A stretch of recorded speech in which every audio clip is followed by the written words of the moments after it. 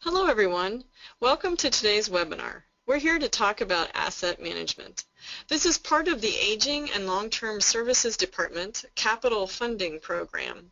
There's a companion webinar that talks about how to apply for capital funding, and this one talks about the asset management requirements under that program. The first part, we're going to look at the question of why would you want to do asset management at all? Why would you want to look at this program as part of operating and managing your facilities? Well, there's several good reasons why you might want to do asset management, and we'll talk about just a couple of them. If you receive funding from the state for a new facility or you do major renovation to your facility, how are you going to take care of the assets over the long term? How are you going to ensure that you're good stewards of the investment that the state has made in your facility? If you don't have enough funding to address all of the desired needs of your facility, all of the things that you hope your facility will provide to your seniors who use it, how are you going to choose which of those activities is more critical, which ones you should fund over others? In any of your Aging and Long-Term Service Department facilities, you have a lot of assets, and those assets will need maintenance, repair, replacement, and your budget may not allow you to address all of those things. So what is the most appropriate order in which to address those? Which of those items is most critical, meaning which ones do you have to spend the funding on first before you can address others? An asset management program can be used to answer all of those questions as well as many other questions. While it is required as part of the funding that you might get from the state, the best reason to do this asset management program is to improve the overall management of your facilities. It's really about how you can help yourself, how your operation can be better, how you can better serve your customers, how you can better manage the facilities you have, and how you can be good stewards of the money that you receive to upgrade or put in new facilities. So it's really about how to help you. This part of the webinar, we will talk about asset management and what it actually entails. There are 5 core components to asset management. The first is the current state of the assets. This is where we actually look at the physical assets that make up your facility. The second is level of service. In this area, we look at what services we want the facility to provide. The third of those is criticality. In criticality, we're looking at which assets are most important or most critical to keep the sustained operation of your facility going. The fourth one is life cycle costing. In this one, we look at operation and maintenance of your assets as well as repair, replacement, and rehabilitation of any asset that fails. And finally, funding, which is in a large part of why you're probably interested in asset management in the first place, is the funding that you might get to do new facilities or do major upgrades to the facilities that you already have. So let's go through each of those core components in more detail. Again, the first one is the current state of the assets. So in this step, we're looking at determining the assets that you own. What are those physical things that make up your facility? And you're going to have lots and lots of assets. It will be buildings, parking lots, vehicles, kitchen equipment, chairs and tables, maybe exercise equipment. All of those things can be assets that make up your facilities. We also want to determine the condition of each of those assets. And one easy way is to just use wording such as poor, fair, good, excellent. We can also use numbering 1 to 5 or 1 to 10, where maybe 1 is a poor asset and 10 is a very good asset. So whatever you prefer, but you want some way to tell what is the condition of one asset versus the condition of another. Then we want to estimate the remaining useful life of each of our assets. So here we are today in 2017. How much longer will your vehicle last? How much longer will your stove last? Your refrigerator? Your tables, your chairs, your parking lots, your buildings. Some of those will have short lives. Maybe they'll be needing to be replaced in the next 1 to 5 or 10 years. Others will have much longer life, maybe 20, 30, 40 years. So it's important for you to know what's coming up in the short term, what's coming up in the long term, in terms of how much longer these assets will last you. Then we want to estimate the replacement value of our assets. So for example, if you know you need to replace an oven, you need to know what the cost of replacing that oven would be. So as an example, we'd say maybe it's $5,000 for a new oven, and we can estimate that from maybe the internet, doing searches, maybe past experience where we've had to buy an oven at a different facility, or maybe we have more than one oven and we had to buy one last year. Or you can talk to your peers. You might have peer facilities that have had to replace ovens, and you can ask them what it cost, what kind of oven they had. So whatever you can do to get a really pretty good estimate of what the new asset will cost you. And it doesn't have to be exact. It doesn't have to be something like $4,752. You can round up to $5,000. And it should include all of the cost of that asset. So not just the cost of the actual equipment, but what would it cost you to ship it to your facility and have it installed. So some items like ovens may cost a fair amount to ship, and you want to include that. And then if you need to hire somebody to hook up, say, a gas oven or something like that, you need to include that cost. So remember, it's the total replacement cost of your asset. Once we have information on our assets, we want to store them in some kind of asset inventory. So that can be all different kinds of ways. You can use paper forms that you can get from ALTSD from their website. You can make up a spreadsheet on Excel or similar type program. You can create a database on Access or, again, a similar type database program. You can use Word files. Or you can buy a commercial product. There's many commercial products out on the market. Some of them are quite expensive and some of them are pretty inexpensive, and they do all kinds of different things. So if you choose to go that route to purchase a product, there will be one that fits your needs and fits your budget. You just have to think very carefully about what you want the product to do and choose the product that fits the budget and fits what you're trying to accomplish. You certainly don't have to go that route. Again, a generic spreadsheet or Word files or things like that can be just as effective for you. When you're putting your asset inventory together, you're going to want to give your different assets an equipment number of some kind. So that number may be just a plain random number, or you can have what we call smart numbers, where it's a combination of numbers and letters to tell you something about the equipment. So for example, if it's an oven that's in the kitchen, you may start with a K for kitchen, maybe you have an O for oven, and if you have more than one, maybe this is the first oven, so you do KO001. So that would be something we call smart number, because the number tells you a little bit about where the equipment is and what it is. But you don't have to have something that fancy. If you just want to give it a random number, making sure that every asset has its own unique ID, that's fine too. When we're looking at developing our asset inventories, another thing we want to think about is that not every single thing that fits within the walls of our buildings needs to be in the asset inventory. So sometimes we have very inexpensive items, like maybe you have clocks on the wall, and you're not needing to really keep an inventory of that clock. It's a very inexpensive item. If something happened to it, you would probably throw it away and buy another one. So those types of assets we're not trying to track in an inventory, because that's way too much information about something that's not important to you.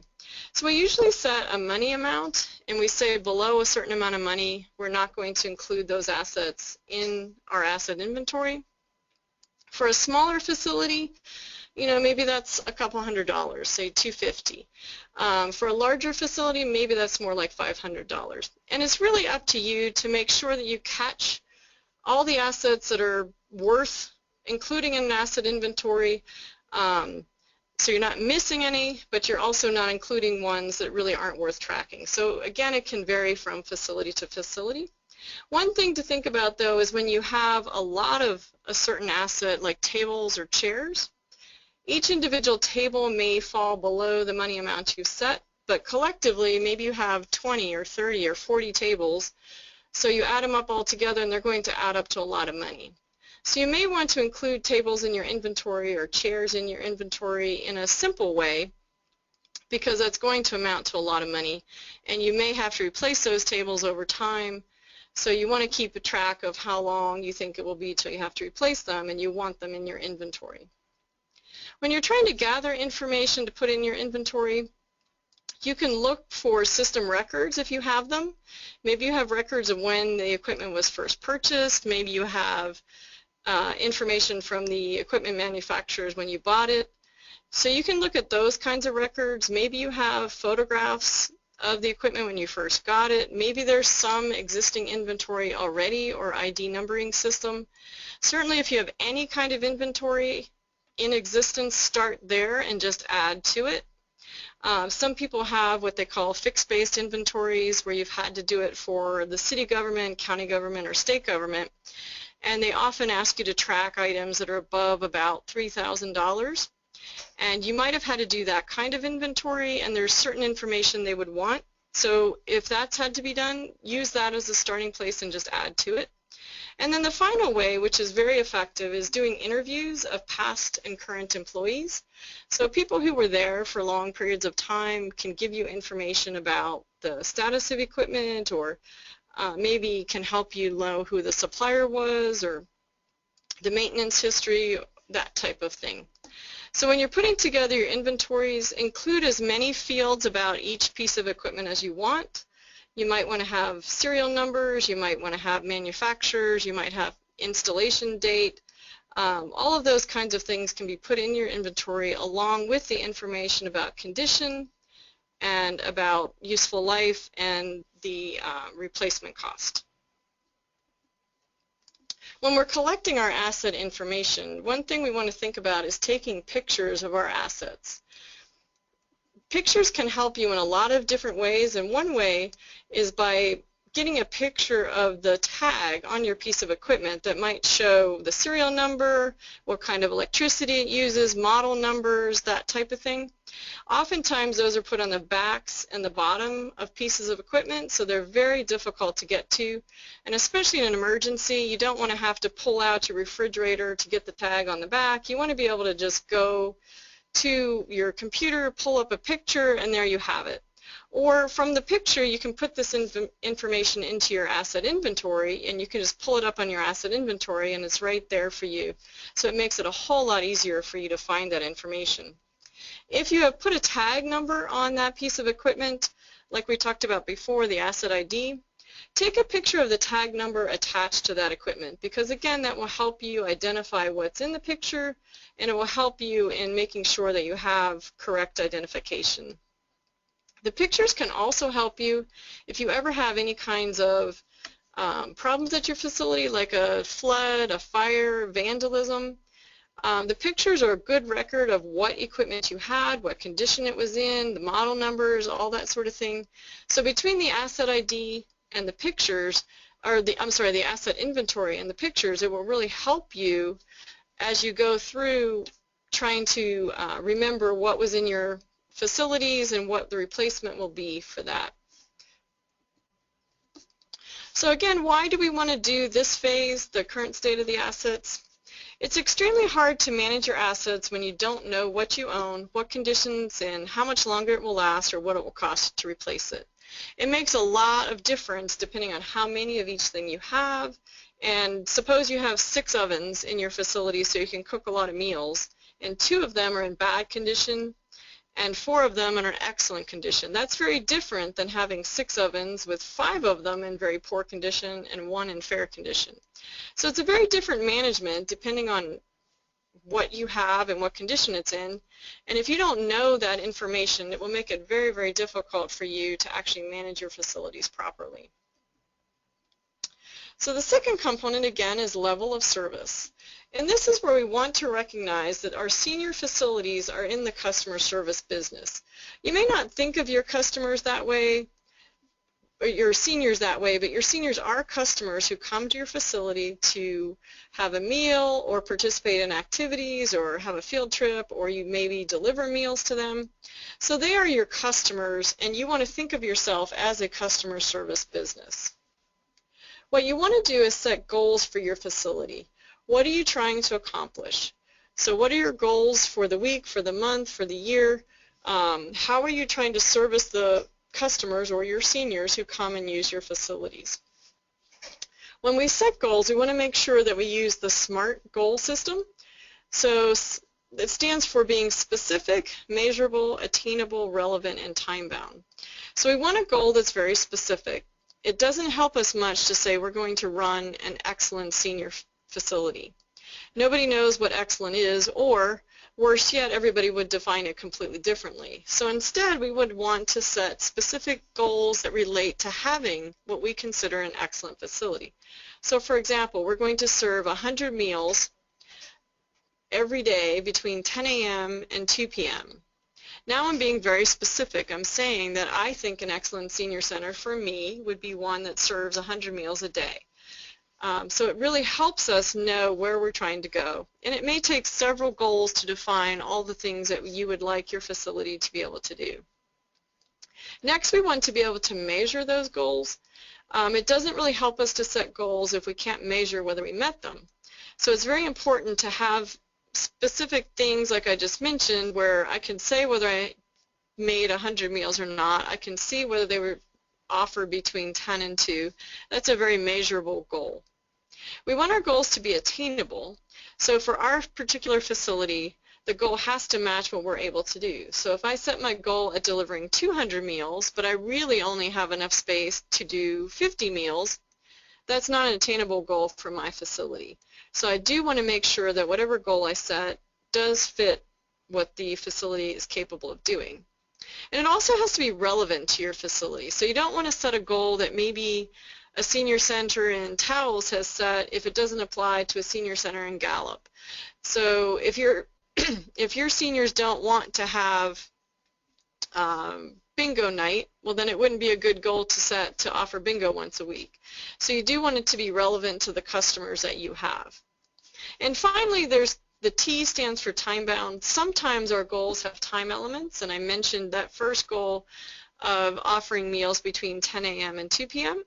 That's a case where a time bound element can work well, but not every goal has to have that. So sometimes we include that when it makes sense, and sometimes that's not necessary.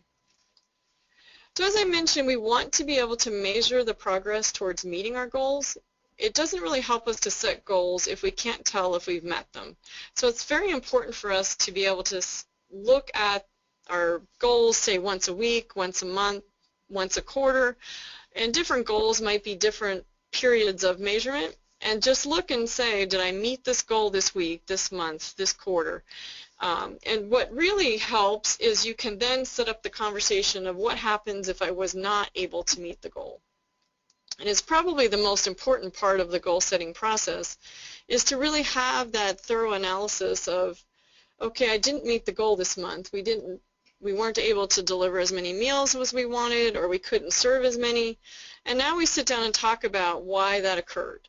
So maybe it was something simple like there was something going on in town and not as many people came, or maybe it's something a lot more complicated that we didn't have enough kitchen equipment, or our budget got cut and we couldn't purchase enough food, or whatever it might be. But the main point is to have that conversation with upper management, whoever sets your budgets, that sort of thing, to be able to talk about what changes might need to occur for you to meet the goal. If it turns out that you can't really make a change that will allow you to meet the goal, sometimes you have to change the goals themselves. You might have to adjust them. You might have to add goals or remove goals, because over time you may be changing what your facility does and how it does it. So the main point is to have the goals match what your current operation is, and then adjust them as you need to over time if budgets get cut or situation changes, or maybe your customers want different things out of the facility. So again, why do we want level of service? Well, it's really hard to manage your assets when you don't know what you want them to do. The level of service helps you decide where to put your money and what changes you need to make to achieve your goals. So it's a really important part of the process, because it's helping you think about what it is you want your facility to do and how best to spend your money to allow your facility to be able to do that. So moving on to core component 3, we talk about criticality. And in this component, what we really need to recognize is not all assets are equally important to us. Some assets are going to be more critical in keeping the sustained operation of our facility going. Some are going to be more critical to be able to meet the service level that we're trying to provide. So how do we determine which assets are more important or critical to our sustained operation? Well, we ask ourselves 2 questions. The first one is, what is the likelihood or probability that an asset will fail? And the second one is, what is the consequence if the asset does fail? So we're really asking ourselves the question, what is the chance that it's actually going to happen, and how bad is it if it does? So will the asset fail, and if it does, how much do I care? We can picture this on a chart like the one you see on the screen, where the probability of failure is increasing along the bottom and the consequence of failure increasing along the left-hand side. So if you look at assets that are in the upper right corner where it says high risk, these are assets that are very likely to fail, and they have a very high consequence if they do fail. So these are going to be very critical assets to us because they're likely to fail, and it's really bad when they do. In the bottom left-hand corner, we have assets that have a very low probability of failure, so meaning it's very unlikely to happen, and if it does, it's not really going to be that big of a deal. In the moderate box on the right-hand bottom corner, these are assets that have a fairly high likelihood they're going to fail, but when they do, it's not really that big of a problem. And the moderate box that's on the upper left is one in which the assets are probably unlikely to fail, but if they did, it would be really bad. So you could think about your facility and think just off the top of your head what kinds of assets fall in each of these boxes. And the types of things that might be up there are something like your roof that's starting to show a lot of wear and tear, or maybe showing some little holes in it. And if the roof were to fail, given that it's already showing wear and tear in your facility, you say the probability is pretty high. And if it is going to fail, it's going to allow water to enter your facility. It might ruin the floor, it might ruin the walls, it might ruin some of the electronics inside the facility. You might have to shut down for a while where you get a roof repaired. So it could have a very high consequence. Another high consequence event might be something like a pothole in the parking lot. Maybe it's a big one right towards the door of the facility, and if a senior were to trip in that pothole, they could get really hurt. So the probability of failure is high because the pothole is already there, and the consequence of, some sort of health risk to a senior is very high. So again, that could be a high-risk asset. Something that would be a low risk would be probably your tables and chairs. If they're in decent shape, they're not likely to fail.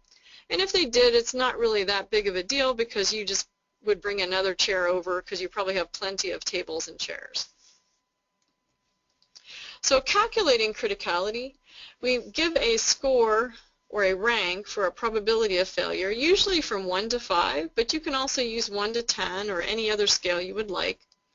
1 is always low probability, and then 5 or 10 or whatever other number you pick is the high probability. So you always make sure your lowest number is your lowest probability.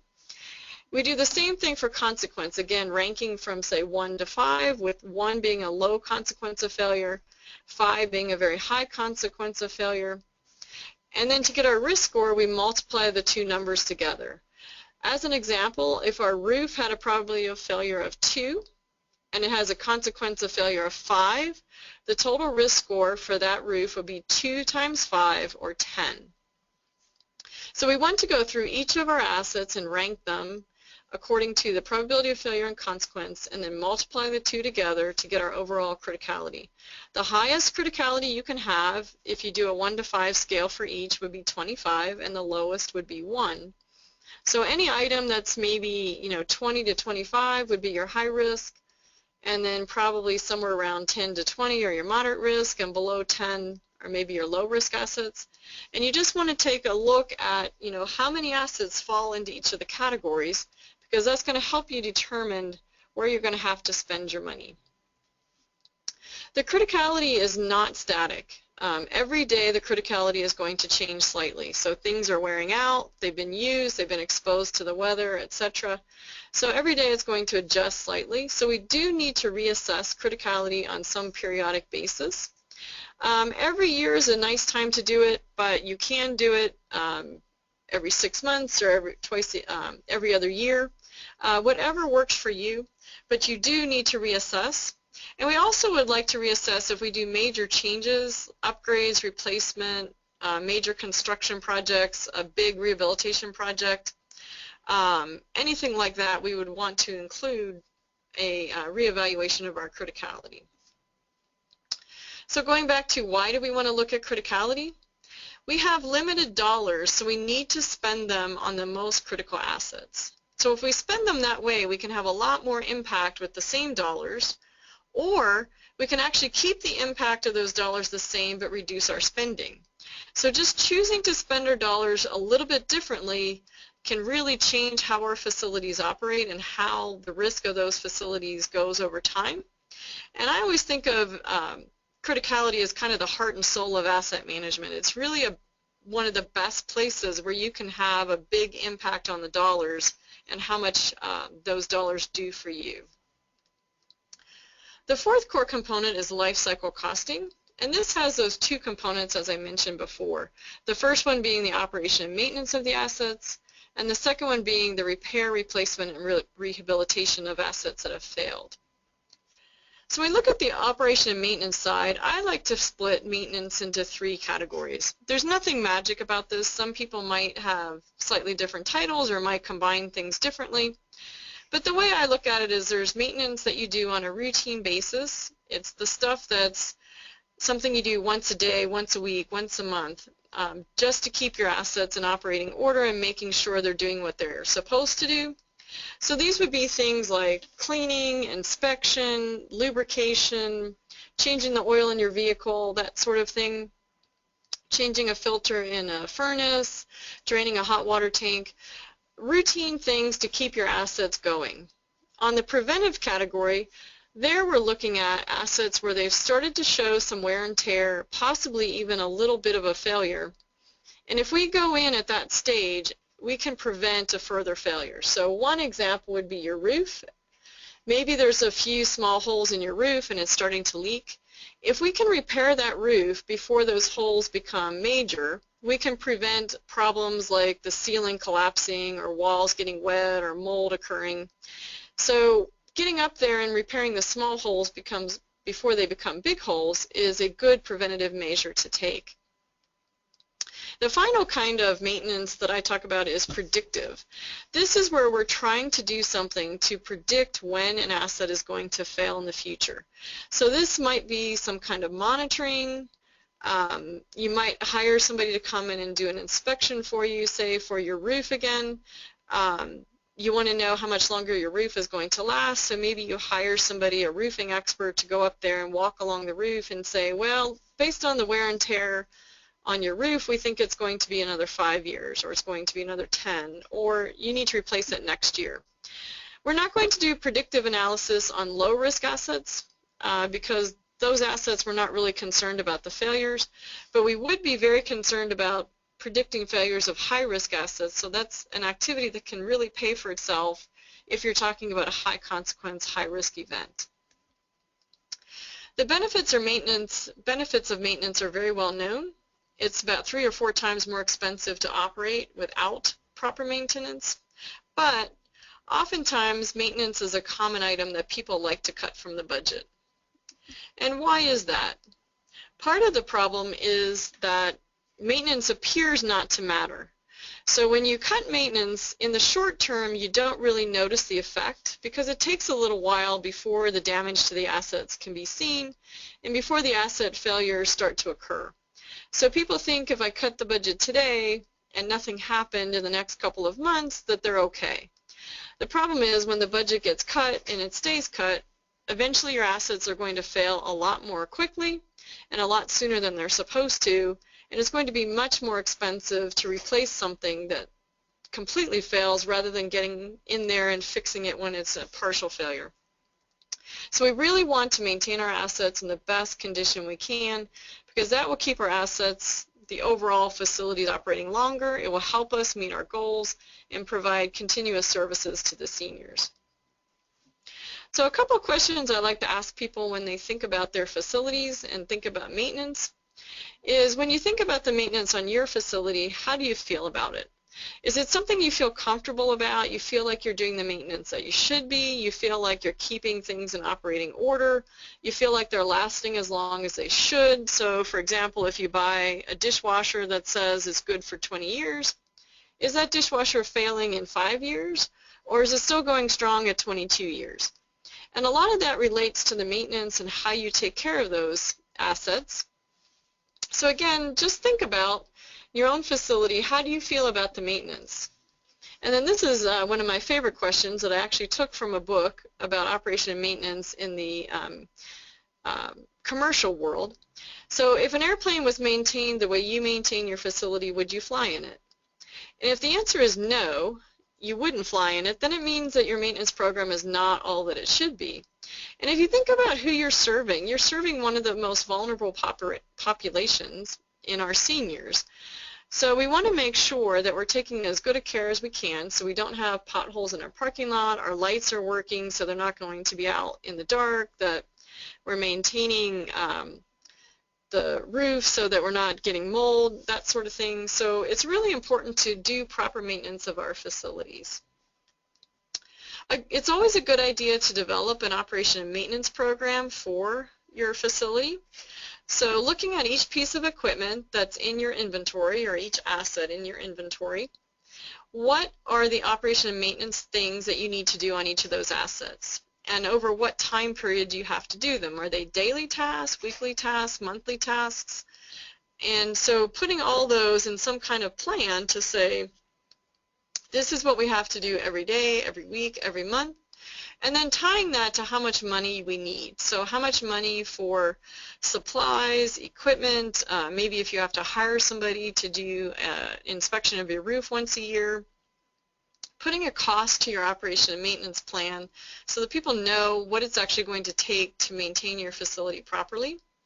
And you do want to tie your O&M plan to your equipment manufacturer's information and manuals.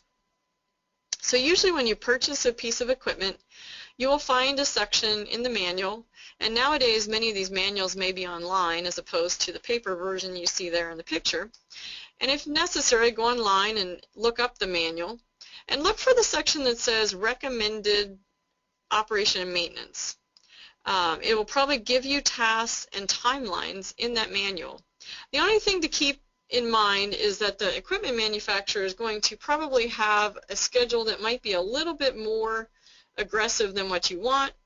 For example, they might tell you to do a particular task once a month and you think that doing it once every 2 months or 3 months is sufficient. You can adjust the schedule to fit what your experience has shown you, but try to collect some information before you make that choice. Look at, well, what if I do this on a weekly basis instead of a daily? What kind of impact does that have? And try to make your decisions based on how your equipment performs. So that was the first side, operation and maintenance. The second side is what happens if you have a failure in your asset. How do we make the choice about repairing, rehabilitating, and replacing those assets? Well, we have to think about things like what is the cost of repair, what is the cost of rehabilitation, and what is the cost of replacement. We have to think about whether or not there is a rehabilitation option. There isn't always.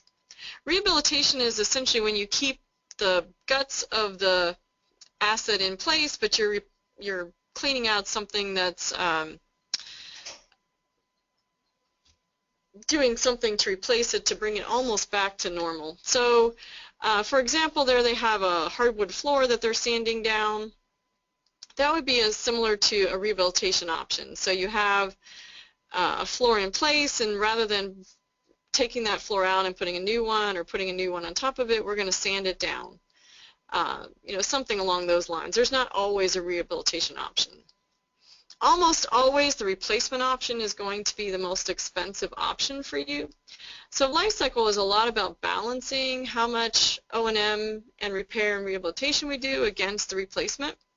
So if we're able to do more maintenance, if we're able to do more repairs, we can probably postpone replacement for a longer time period and save ourselves a lot of money. When we do need to do replacements, we want to prioritize those replacements over time. And if we go back to the asset inventory, you'll remember that we had a useful life estimate, meaning we knew how long that asset was going to last, and we also knew what the replacement cost was going to be. That information gives you a lot of really good information to go and develop your capital improvement plan. So look at how many things are going to you estimate will need to be replaced in the next year, the next 2 years, the next 5 years, the next 10 years, the next 20 years. The longer you go out in your capital improvement plan, the better. Clearly, information for what you need to replace 30 years, 40 years down the road is pretty, it's a pretty good guess. It's not an exact amount, but it is a way to tell you what's coming at you later. So the more you know about what's going to happen long term, the better off you're going to be. So add up all the items that you feel need to be replaced in each year. List those items on the capital improvement plan and give yourself a total, and you will have a plan for the next, however many years you decide to go out, and again, more is better, for exactly what needs to replace and what the cost will be. So why do we want to maintain our assets or look at the life cycle costing of our assets? Because it's important for us to maintain our assets in operational order. Maintenance is a lot cheaper than replacement almost always. However, every asset in its life eventually will come to the place where we have to replace it. So at that point, we need to know what's the priority order of asset replacement, so we know what to do first, what to do second, etc. Criticality also plays a role in this. A highly critical asset you might replace, whereas a low criticality asset you're more likely to repair. So oftentimes when you look at the criticality, that will also help you make choices of repairing versus replacing. Our final core component is the long-term funding. So here we're going to look at what our funding needs are. We need to know what are the day-to-day expenses to operate our facility, and what are those capital expenditures or long-term expenses that we have. Now, why do we want to know two different types of funding information? Well, because we're going to use different funding sources. So the day-to-day operation is probably going to have a different source of funding from the capital expenditures. So somehow you're going to have community funding, which may be taxes, fees, user charges, county money, city money, etc., to help run your facilities. When you come to the capital expenditures, there are opportunities for capital funding from the state, from the capital funding program that's run by the ALTSD. So it's important to know what those funding needs are. And when you're looking at trying to get funding from outside sources, it's really all about the story and how you tell it. So it's very important for you to be as clear as you possibly can about why you need the funding for the facility. You have to imagine that today, more than ever, the funding is very competitive. There are a lot of different people wanting funding for very different reasons: new buildings, renovations, new equipment, etc. So you have to think about, why would you want to give the funding to this project as opposed to another one? So what is the need for the funding? And what is the risk if you don't get the money? So if you don't have the money, you can't spend that money. What is the risk to the seniors, to the operation, to your facility? And be as clear as you possibly can about the need and the risk if you don't get the money. So why do we think about funding as an important issue? Well, funding is often extremely limited. It's really important for you to know what funding is needed, where it's going to come from. And if outside funding is requested, you have to have that good story to tell regarding your funding. You have to be as clear as you can possibly be about what the money is for, how you're going to use it, and what will happen if you don't get it. And it's very important also to think about how are you going to maintain that facility over time. So if the state chooses to fund you instead of somebody else, they want to know that you're going to do a good job taking care of that money and that their investment in your project was a good one. So the last part we're going to talk about here is the application of asset management. So what can you do with an asset inventory? With the useful life estimate and replacement costs, you can develop your long-term capital improvement plan, as we talked about earlier. So if you know how much longer each piece of equipment is going to last, you can use that estimate as well as the replacement costs to develop a long-term capital improvement plan. Another thing you can use it for is when disasters occur: fire, flood, theft, vandalism. You're going to be asked, what did you lose? What was in the facility? What got damaged? If you have a list of all of your assets, including their current condition and replacement costs, it will make the job of recovering from any kind of disaster a whole lot easier. So that's something to keep in mind. Although one thing to mention is you want to make sure that a copy of your inventory exists somewhere else besides your facility. So imagine if your facility is subject to a flood or a fire, everything in that facility may be damaged, including your computer and your files. So make sure there's a copy of it in the cloud or on another computer that's not in the building or in City Hall or somewhere else, because you want to make sure there's somewhere else to look for your information besides just the building in case the entire building is lost. If you need to contact a supplier or manufacturer of equipment, you can have that information at your fingertips if you put it in your asset inventory. So if you list who your supplier is, their name, their phone number, very quickly you can call up your asset inventory, you can look at the name and supplier information, and you can call right away. And if on those phone calls you need information about your serial number, the size, electrical usage, etc., you'll have that information right there with your photographs. The photos that you take as part of your asset inventory can also be used to see how your equipment is wearing over time. So you can see if you've taken a picture once a year or once every other year, what did my stove look like this year? What did it look like next year? What did it look like last year? And that can help you see how things are wearing and how much longer you think they're going to last. And that can also be used in the disaster recovery, as we talked about above. If you have those pictures, it helps you give information to your insurance company or FEMA or whoever you're working with, because they can see exactly what kind of assets they were, and it will help them get you the money you need to replace those assets. So what can we do with our level of service goals? We can use this process to identify what is most important to the customers or users of the facility. So your customers in this case are your seniors, and this is a chance to have a conversation with them, to ask them. So maybe you'll do a survey, or maybe you do a focus group or a meeting, and just ask them, we've been offering craft classes once a week. Is that the right amount of time? Are there different crafts you would like to have? Would you like us to offer meals at a different time? So it's a good chance to have conversations with your customers about what it is they want and what's the most important part. So as we allocate our costs to the facilities and we decide we can't spend them here because we don't have enough, we're making sure that we're cutting the least important goals of the facility as opposed to the most important. So we can ask our customers, what is most important to you?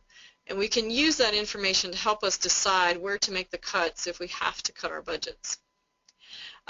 It also allows you to set up the conversation of why you didn't meet the goals. So this can help you in obtaining the necessary resources to meet your goals. Maybe you need additional staff, you need additional facilities, something like that to help you get your job done, more money. If you're not meeting your goals routinely, you'll have a chance to explain why we're not able to meet the goals and how we maybe won't be able to meet the goals unless there's a change made to the resources. It's also the chance to tell elected leaders and funders and customers what you're accomplishing with their funding. So on the positive side, you can say, well, we met our goal for the number of meals, every day for the last year or last 9 months, 6 months, however often you do it. And it's a way to tell others what you've accomplished with their funding. And that's particularly important with the funders of our facility, because our funders are really going to want to know that you're spending your money wisely, that your facilities are meeting the needs of the customers. The level of service goals can also help you focus operation and maintenance activities on the most important components of your facility. So if you can't do all the maintenance that you would like to do, at least do the maintenance on the most critical items in your facility, and that will reduce the overall risk of your facility. So how can we use the criticality risk rankings? This is an opportunity for us to understand which assets are the most critical to keep our facilities delivering our desired level of service. So again, if we can't spend our money, all the money we would like to spend, we don't have it, this will help us decide where to put that money. It will also help us prioritize our replacement. So the riskiest items should be replaced first, and the least risky items should be replaced last. It helps us prioritize our operation and maintenance activities. It also helps us make that decision of replacement versus repair. So high-risk assets, sometimes we really don't want to just do a replacement, a repair. Sometimes we prefer to replace it because we want to really reduce the consequence and probability of failure. And low-risk assets, oftentimes we can go the route of repair because these are assets that are very low criticality to us. We don't think the consequences will be that severe. What can we do with our life cycle costing on the operation and maintenance side? Well, the asset inventory we had will help us develop a list of all the tasks that should be completed and under what schedule they should be completed so that we can have a plan for what activities to do. We can use our criticality, as we just talked about, to prioritize those operation and maintenance activities that are going to be most important to us. So if we have to make cuts to our maintenance budget, we're making cuts in the most appropriate, judicious way we can. We want to conduct routine operation and maintenance activities on all of our assets, but focus on the medium and high-risk assets. For our preventative maintenance tasks will be almost exclusively medium and high-risk assets, and not much of anything on preventative for our low-risk assets. For our very high-risk assets, we'll probably perform a little bit of predictive maintenance, but we're going to be very judicious in the use of that kind of maintenance because that's usually the more expensive types of maintenance. And we're not going to need to predict when a failure will occur if the consequence is not important to us. And we can use data on the operation and maintenance activities that we complete to help us determine the most cost-effective and efficient time frame for doing O&M activities. So we may start out doing a certain activity once a week and find out that once a month is okay, or we may start out once a month and decide once a quarter is okay. So we'll try to use data on our activities to determine which time frame is the most effective. So what can we do with our life cycle costing on the repair, rehabilitation, and replacement side? We can use our asset inventory to develop a list of when the assets need to be replaced. Again, that's using our useful life estimate as well as our replacement cost. We can examine the assets that are scheduled for replacement to see which assets might be more efficiently repaired or rehabilitated rather than replaced. So if you're really looking at cutting costs, are there any cases where maybe a full replacement can be put off and we can do a rehabilitation? So for example, in your parking lot, if you have a lot of cracks in your parking lot, maybe you can rehabilitate the parking lot by filling in the cracks with some compound rather than completely repaving the whole parking lot. For any project that you consider high dollar, and high dollar is really going to depend on the size of your facility. For some facilities, maybe that's a couple $100,000, and for other facilities, maybe that's $1 million or $2 million. But for whatever projects you consider to be high dollar, do a much more thorough review of the project to ensure that you really need it, that you've selected the best alternative, and there aren't any good options to put off that replacement. So really give them an extra scrutiny and bring in all the operators or maintenance folks of your facility to make sure that they've had a chance to input as well. For your replacement projects, when you actually want to go forward with replacement, really examine the operation and maintenance implications for each alternative. So as you're getting a new building or you're getting a new vehicle or maybe new gym equipment, whatever it might be, you have to ask yourself, is there sufficient funding to do the operation and maintenance in the future? You really need to make sure you can take care of those facilities before you put them in place.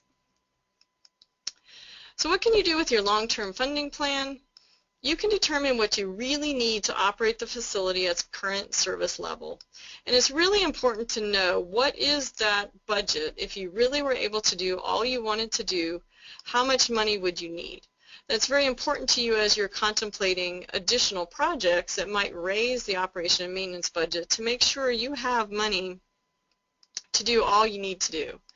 If your funding is not sufficient, is there any way to get it increased? Is there any way that that budget can be higher to be able to keep the level of service up to where you want it and to do the maintenance activities you want to do? If not, you use your level of service and criticality to reduce or remove your lower priority services. So as people are ranking, which things are more important to them, you have to remove the ones that are the lower priority items so that you're using your money to keep most of it functioning as the seniors would like it. The funding part can also be used to develop a budget for replacement projects, again using our asset inventories and our replacement costs.